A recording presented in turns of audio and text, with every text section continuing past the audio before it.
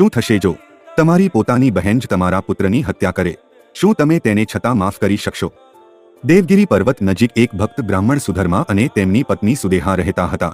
સંતાન ન હોવાથી દુઃખી સુદેહાએ પોતાના પતિનું લગ્ન પોતાની નાની બહેન ઘુસમેશા સાથે કરાવ્યું. પણ ઘુસમેશા સામાન્ય સ્ત્રી નહોતી. તે દરરોજ 101 શિવલિંગ બનાવતી, ભગવાન શિવની પૂજા કરતી અને તેને તળાવમાં વિસર્જિત કરતી. થોડી જ વારમાં ભગવાન શિવની કૃપાથી તેમને પુત્ર થયો. પણ ખુશી જલ્દી ઈર્ષ્યામાં બદલાઈ ગઈ. સુદેહા દ્વેષમાં અંધ બનીને એક ભયાનક પગલું ભરી બેઠી. તેને રાત્રે છોકરાની હત્યા કરી અને એ જ તળાવમાં ફેંકી દીધો જ્યાં ઘુસમેશા શિવલિંગ વિસર્જિત કરતી હતી. સવારે આખું પરિવાર તૂટી ગયું, પણ ઘુસમેશા ના રડી ના તૂટી. તે બોલ્યા, ભગવાન શિવ અમારી રક્ષા કરશે, અને પોતાની દૈનિક પૂજા ચાલુ રાખી. જ્યારે તે તળાવમાં શિવલિંગ વિસર્જન કરવા ગઈ ત્યારે તેમનો પુત્ર એ જ તળાવમાંથી જીવતો બહાર આવ્યો. અને એ જ સમયે ભગવાન શિવ પ્રગટ થયા.